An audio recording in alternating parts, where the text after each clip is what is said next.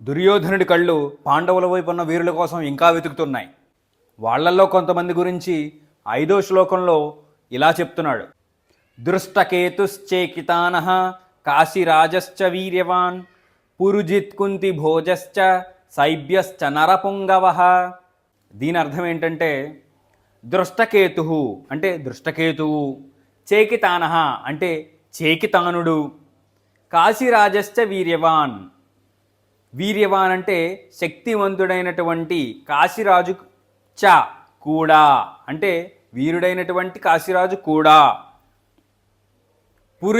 పురుజిత్తు, కుంతిభోజ అంటే కుంతిభోజుడు, సైభ్యశ్చ నరపుంగవ అంటే నరులలో వీరుడైనటువంటి సైభ్యుడు చ కూడా ఉన్నాడు.